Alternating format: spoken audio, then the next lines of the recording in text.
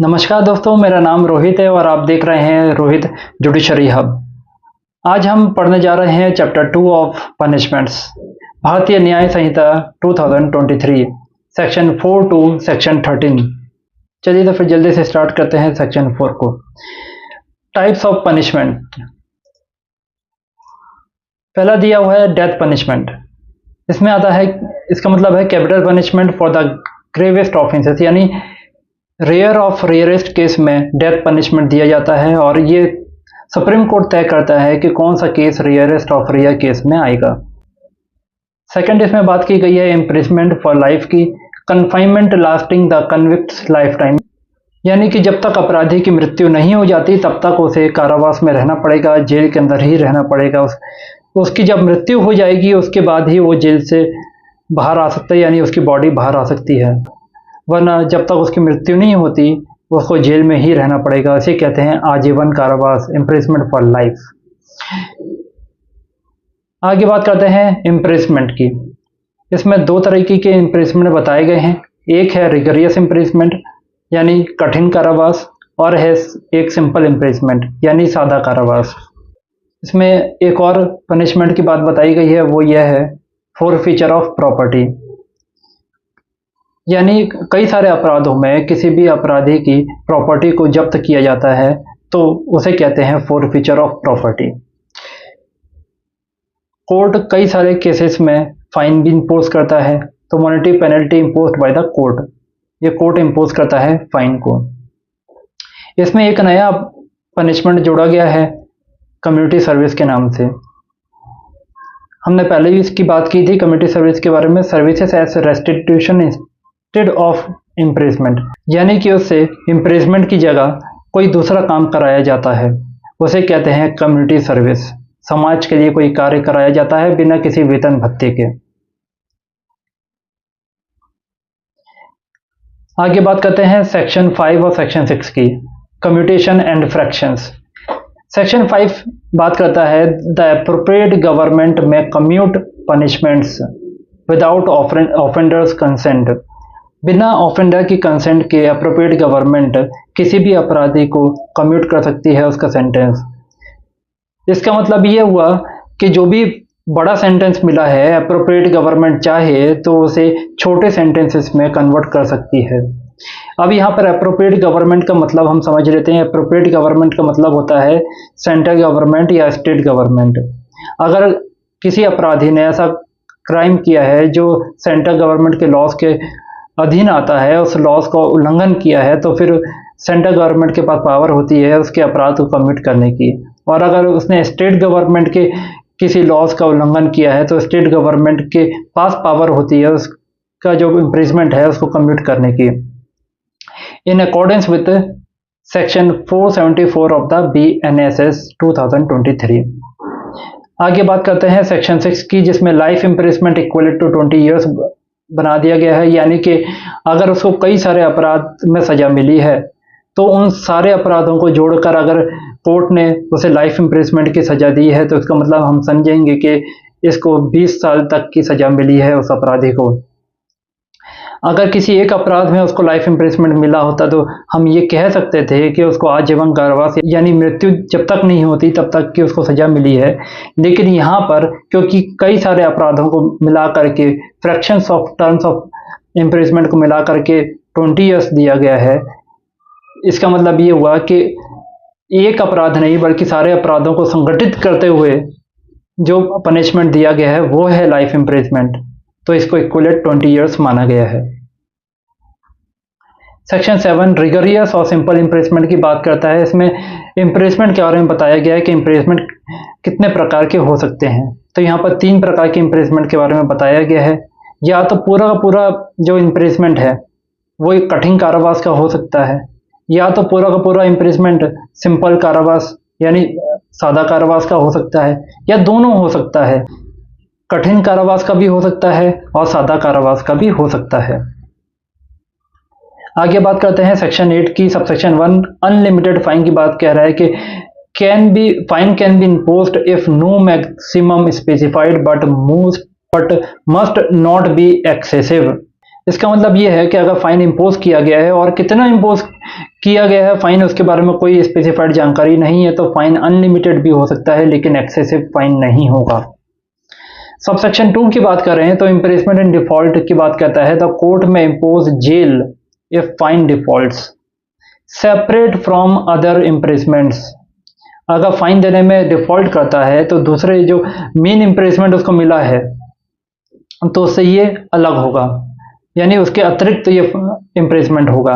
मान के चलिए कि अगर किसी अपराधी को 3 साल की सजा मिली है और वो फाइन देने में डिफॉल्ट करता है और उसे फाइन ना देने के लिए 2 महीने की सजा दी जाती है, तो जो 3 साल की सजा मिली है प्लस 2 मंथ की सजा फाइन ना देने के लिए, इस तरह से सबसेक्शन 2 बताता है। Subsection 3, maximum default imprisonment can not exceed 1/4 of the maximum punishment term.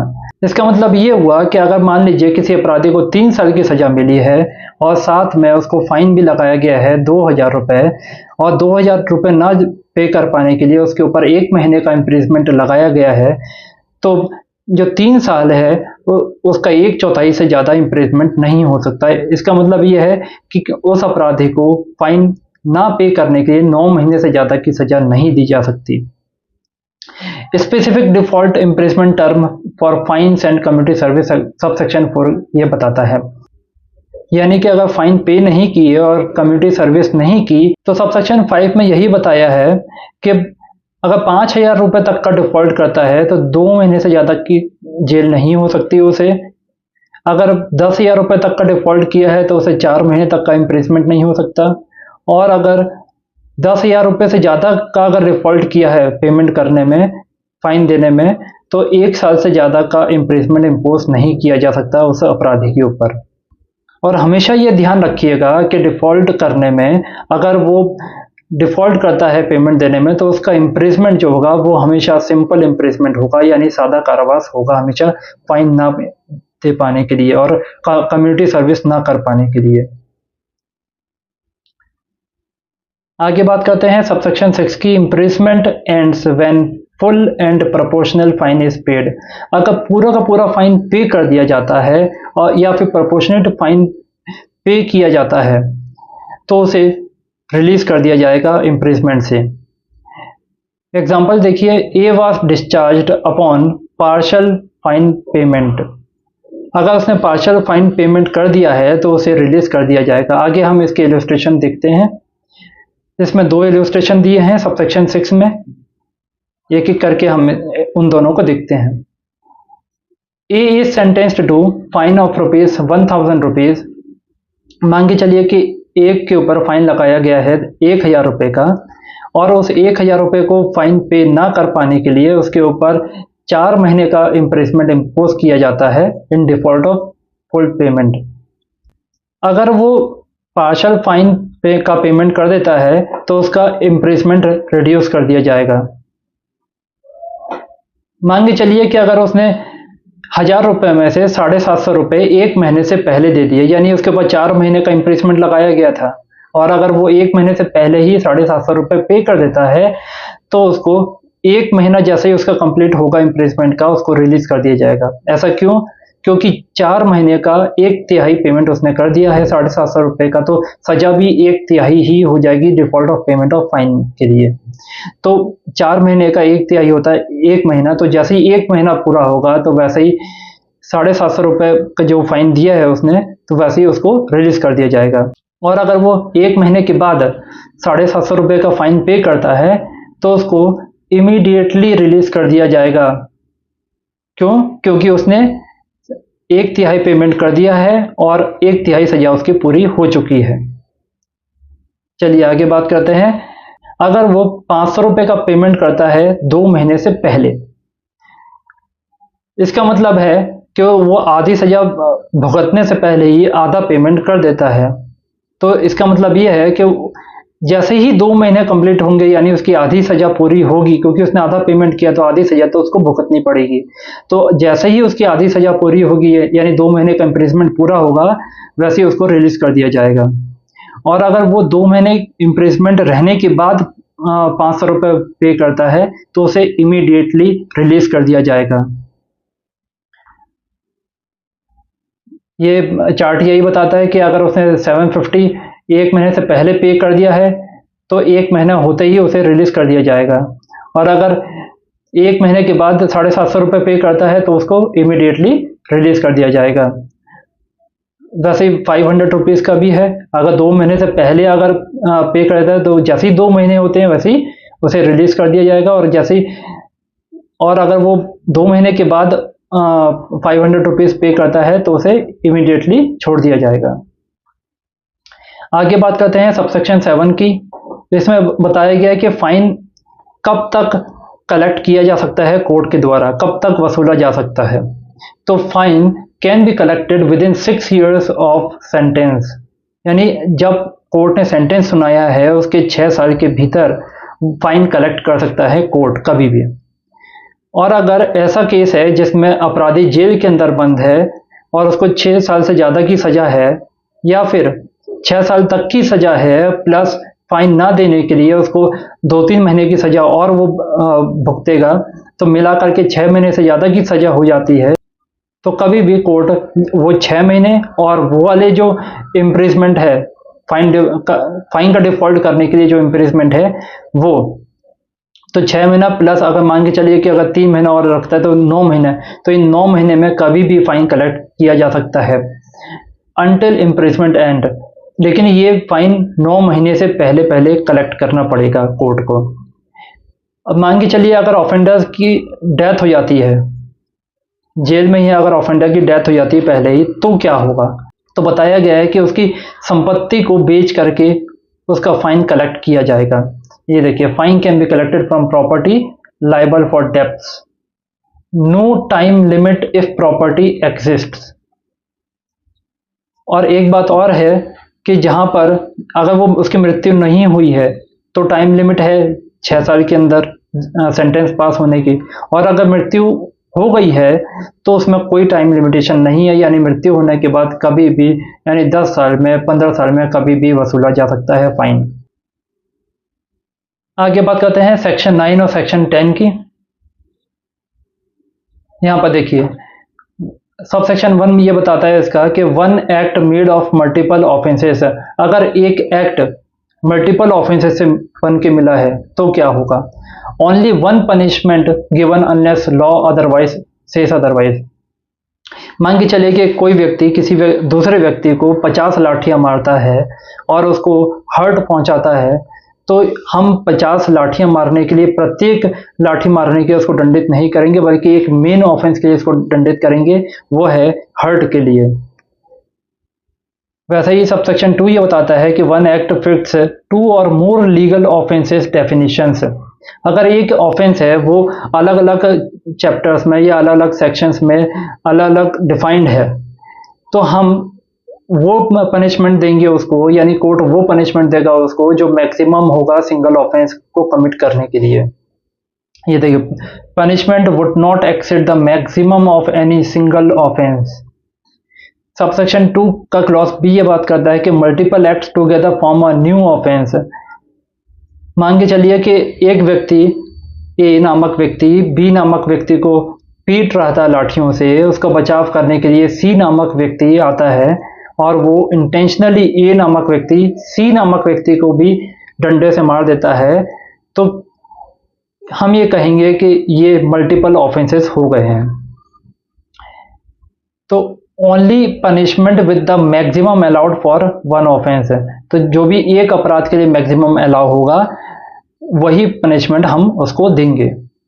यहाँ पर हम इलस्ट्रेशन की मदद से समझते हैं। देखिए, ए नामक व्यक्ति जेड नामक व्यक्ति को लाठी से मारता है और 50 लाठियां मारता है, तो हम उसको एक पनिशमेंट के ही लाइबल करेंगे, यानी अगर उसने हर्ट किया है या ग्रीवियस हर्ट किया है तो हम उसके लिए उसको लाइबल करेंगे। वैसे ही यहाँ पर यही बताया है कि एक ए नामक व्यक्ति वाई नामक व्यक्ति को भी मार देता है, इसको तो मारता ही है जेड नामक व्यक्ति को, साथ में वाई नामक व्यक्ति को भी मार देता है, ये है ना, इन दोनों को मार देता है इंटेंशनली। ठीक है, तो विस्तार से हम दोनों इलस्ट्रेशंस को देखेंगे। Illustration A one offence multiple small acts के बारे में बताता है कि A gives Z 50 strokes with a stick. A नामक व्यक्ति, जेट नामक व्यक्ति को 50 लाठियां मारता है। Each stroke could be separate offence. हर जो लाठी मारा है वो एक अलग ऑफेंस होगा, तो हम उसे कहेंगे voluntary causing hurt. If A was punished for every stroke he could get 50 years of imprisonment. अगर वो एक लाठी मारने के मान के चलिए कि 1 साल के लिए इम्प्रिजमेंट भोगेगा, तो अगर ऐसे 50 लाठियों के लिए अगर हम उसको इम्प्रिजमेंट देते हैं तो वो 50 साल की इम्प्रिजमेंट भोगेगा, अगर हम इस सिद्धांत पे चलें तो। But the law says only one punishment is given for the whole act of biting. लेकिन लॉ ये कहता है कि जितनी भी पूरी बिटिंग हुई है, जितनी भी मार पिटाई हुई है, उसके लिए एक पनिशमेंट दिया जाएगा किसी भी एक अपराध के लिए। When many small acts form a single offense, only one punishment is given। तो यानी कि अगर हर छोटे छोटे अपराध वो करता है तो हर छोटे छोटे अपराध के लिए हम उसको एक पनिशमेंट देंगे। सेकंड इलस्ट्रेशन है यहाँ पर 2 डिफरेंट ऑफेंसेस का।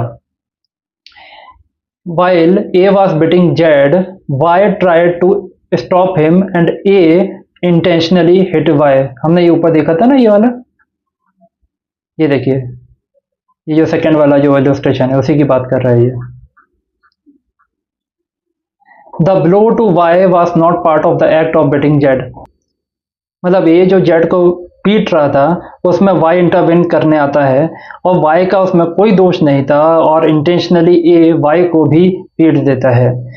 सो ए कमिटेड 2 सेपरेट ऑफेंसेस। तो यहाँ पर ए 2 अलग अलग अपराध कर रहा है। पहला तो ये कॉजिंग हर्ट टू जेड, एक तो जेड को हर्ट कर रहा है और दूसरा causing hurt to Y. A will get 2 separate punishments for 2 different acts. If a new act create a different offense, separate punishment is allowed। अगर दोनों एक्ट डिफरेंट ऑफेंस बना रहा हो तो हम उसको सेपरेट सेपरेट पनिशमेंट दे सकते हैं, ये सिद्धांत ये कहता है। चलिए आगे बात करते हैं सेक्शन 11 और सेक्शन 12 की। सेक्शन 11 बात करता है सॉलिटरी कंफाइनमेंट के बारे में। हम देखते हैं कि सॉलिटरी कंफाइनमेंट आखिर होता क्या है। सॉलिटरी कंफाइनमेंट में means keeping a person in complete isolation from other prisoners। यानी जहां अदर प्रिजनर्स रह रहे हैं उनसे बिल्कुल अलग किसी एकांत स्थान में उसको कारावास दिया जाता है, हम उसको कहते हैं solitary confinement. It can be ordered only when the person is sentenced to rigorous imprisonment. यानी हम इसे कठोर कारावास में ही सॉलिटरी कंफाइनमेंट का आदेश दे सकते हैं, उसके अलावा नहीं दे सकते। The court has the power to decide how much of the imprisonment will be in solitary confinement। ये कोर्ट के डिस्क्रिप्शन पर होगा पूर्णतया कि कितना सॉलिटरी कंफाइनमेंट किसी अपराधी को देना है। But it must follow certain time limits depending on the total terms of imprisonment. लेकिन इसमें टाइम लिमिट तय कर दी गई है कि कितना सॉलिटरी कंफाइनमेंट होगा, उसी टाइम लिमिट के अंदर में उसको सॉलिटरी कंफाइनमेंट में रखना है, अदरवाइज उसे सॉलिटरी कंफाइनमेंट से बाहर निकाल देंगे। इसमें दिया है टर्म्स ऑफ इम्प्रिजमेंट। अगर 6 महीने तक की इम्प्रिजमेंट किसी अपराधी को मिली है तो 1 महीने से ज़्यादा का सॉलिटरी कंफाइनमेंट हम उसके ऊपर इम्पोज नहीं कर सकते। मान के चलिए अगर किसी अपराधी को 6 महीने से 1 साल तक की इम्प्रिजमेंट मिली है तो 1 साल तक के इम्प्रिजमेंट में हम उसको 2 महीने से ज़्यादा का सॉलिटरी कंफाइनमेंट इम्पोज नहीं कर सकते। और अगर किसी अपराधी को 1 साल से ज़्यादा का इम्प्रिजमेंट मिला है तो हम उसको 3 महीने से ज़्यादा का सॉलिटरी कंफाइनमेंट इम्पोज नहीं कर सकते। अब बात करते हैं सेक्शन 12 की। इसमें बताया लिमिट ऑफ सॉलिटरी कंफाइनमेंट। ठीक है, हम सॉलिटरी कंफाइनमेंट में तो किसी को रख रहे हैं 1 महीना, 2 महीना, 3 महीना, लेकिन उसमें भी कितने समय तक, एक महीने में कितने समय तक उसको सॉलिटरी कंफाइनमेंट में रखा जाए, ये सेक्शन 12 बात करता है। This section sets rules for how solitary confinement should be applied in practice. Solitary confinement should not exceed 14 days at a time. कोई भी सॉलिटरी कंफाइनमेंट 14 दिन से ज़्यादा का नहीं हो सकता, यानी हर 14 दिन में उसको बाहर निकालना पड़ेगा सॉलिटरी कंफाइनमेंट से। There must be a break interval after solitary confinement.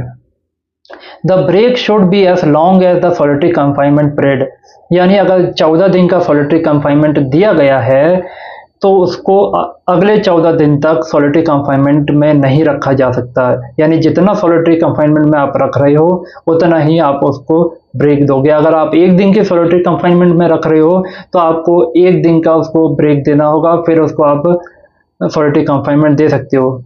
तो जितना सॉलिटरी कंफाइनमेंट उतना ही उसको बाहर निकालना होगा, ब्रेक देना होगा सॉलिटरी कंफाइनमेंट से।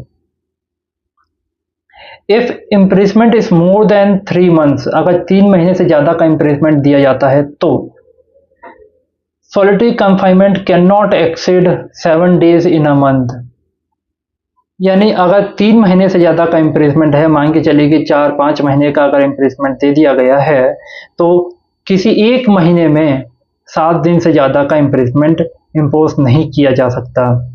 And breaks between solitary must still match the confinement time. तो जितना कंफाइनमेंट में रख रहे हैं हम उसको, यानी 7 दिन अगर हम उसको कंफाइनमेंट में रख रहे हैं तो उतना ही उसको ब्रेक देना होगा। और हाँ, यहाँ पर एक बात और ध्यान में रखने की है कि अगर किसी मंथ के आखिरी वीक में किसी को सॉलिटरी कंफाइनमेंट दी जा रही है तो नेक्स्ट वीक में अगर हम चाहें तो कि उसको फर्स्ट वीक में रख दें उसको नेक्स्ट मंथ की, यानी जैसे ही ये सॉलिटरी कंफाइनमेंट खत्म हुआ वैसे ही नेक्स्ट मंथ चालू हो जाएगा, तो क्या हम उसको सॉलिटरी कंफाइनमेंट में रख सकते हैं? नहीं, क्योंकि जितना उसको कंफाइनमेंट में रखा जा रहा है उतना ही हमको उसको आगे ब्रेक देना पड़ेगा। यानी अगर 7 दिन के लिए अगर उसको सॉलिटरी कंफाइनमेंट दे रहे हैं तो अगले 7 दिन का उसको ब्रेक देना पड़ेगा, भले ही नेक्स्ट मंथ में हो या ना हो। एनी सॉलिटरी कंफाइनमेंट, इसमें कंडीशन की बात की गई है, कोई भी सॉलिटरी कंफाइनमेंट है तो मैक्सिमम 14 डेज, एक बार में 14 दिन के लिए ही रखा जा सकता है, प्लस इक्वल ब्रेक। उसको अगर 14 दिन रख रहे हैं तो 14 दिन का उसको ब्रेक देना पड़ेगा। If imprisonment more than 3 months, अगर 3 महीने से ज़्यादा का इम्प्रिजमेंट है तो मैक्सिमम 7 दिन के लिए किसी भी एक महीने में रख सकते हैं, प्लस इक्वल ब्रेक। चलिए आगे बात करते हैं सेक्शन 13 की। सेक्शन 13 कहता है पिछली सजा के बाद सजा बढ़ाई जा सकती है। अगर किसी व्यक्ति को पहले से चैप्टर 10 में, यानी चैप्टर 10 क्या कहता है, of offences relating two coins, और चैप्टर 17 में जो कहता है ऑफ ऑफेंसेस अगेंस्ट प्रॉपर्टी के बारे में, इनमें से किसी भी अपराध में 3 साल या उससे अधिक की सजा हो चुकी है, यानी अगर मान के चलिए इन दोनों चैप्टर में, चैप्टर 10 और चैप्टर 17 में से किसी भी चैप्टर में से उसको 3 साल तक की इम्प्रिजमेंट हो चुकी है और वह व्यक्ति फिर से वही या वैसा ही अपराध कारित करता है किसी भी इन दोनों में से किसी भी चैप्टर में, चैप्टर 10 में या चैप्टर 17 में, तो उसे अगली बार कड़ी सजा दी जा सकती है। और कितनी सजा दी जा सकती है? तो बताया गया है कि उम्र कैद यानी लाइफ इम्प्रिजमेंट की, या फिर 10 साल तक की सजा इसमें दी जा सकती है। ठीक है, देखिए इसमें यही बताया कि अगर पहली बार चैप्टर 10 या चैप्टर 17 का अपराध कर रहा है और उसे 3 साल या उससे अधिक की सजा हो चुकी है तो सामान्य सजा मिलेगी उसे, और अगर वही व्यक्ति फिर से वही अपराध करता है तो उम्र कैद की या 10 साल तक की सजा उसे मिल सकती है। वही बात अभी हमने जो देखा था। चलिए आगे बात करते हैं आज के कुछ MCQs की। Which one of the following punishment is not prescribed under section 4 of the भारतीय न्याय संहिता 2023? तो कौन सा ऑफेंस इसमें डिफाइंड नहीं है सेक्शन 4 में भारतीय न्याय संहिता के? Death, imprisonment for life, forfeiture of property या ब्रांडिंग, ये वाला नहीं है ना, संपत्ति की जब्ती नहीं है। Which one of the following punishment is newly introduced under section 4 of the भारतीय न्याय संहिता? कौन सा नया अपराध इसमें शामिल किया गया है? Forfeiture of property, community service, demolition of house of offender या none of this? Option B, community service. In calculating fractions of terms of punishment, Section 6 of the Bharatiya Nyaya Sanhita prescribed that imprisonment for life shall be reckoned as equivalent to imprisonment for 10 years, 14 years, 20 years या 25 years. 20 years. Under Bharatiya Nyaya Sanhita, if the offence is punishable with fine only, the imprisonment in default of payment of fine shall be. ये कहता है यदि भारतीय न्याय संहिता 2023 के तहत अपराध मात्र जुर्माने से दंडनीय है तो जुर्माना अदा करने वाले व्यक्ति के नाम होने पर कारावास की कितनी सजा होगी, बताइए। Rigorous, simple, according to description of court या पार्शली रिगरियस और पार्शली सिंपल, बताइए। सिंपल है ना। An offence is punishable with imprisonment as well as fine. The maximum punishment in default of fine which can be given is एक अपराध जो कारावास और अर्थदंड से दंडित है उसमें अर्थदंड के व्यक्ति क्रम में अधिकतम कारावास जो दिया जा सकता है वो क्या है? Not more than half of the prescribed punishment, more than 1/4 of the prescribed punishment, not more than 1/4 of the maximum prescribed imprisonment for the offence या none of this. Clause option C है ना, 1/4 इसमें दिया है, not more than 1/4 of the maximum prescribed punishment imprisonment. तो ये था आज का आपका लेक्चर सेक्शन 4 से 13 तक। उम्मीद करता हूँ कि ये लेक्चर आपको पसंद आया होगा। अगर आपको पसंद आया हो तो इसको लाइक ज़रूर कीजिएगा और सब्सक्राइब करके रख लीजिए ताकि आपको हमारी वीडियो मिल सके, और बेल आइकन में भी क्लिक कर लीजिए और आप इसको शेयर भी कीजिए ताकि और भी जुडिशरी एक्सपेरेंट इसके साथ जुड़ सकें। धन्यवाद।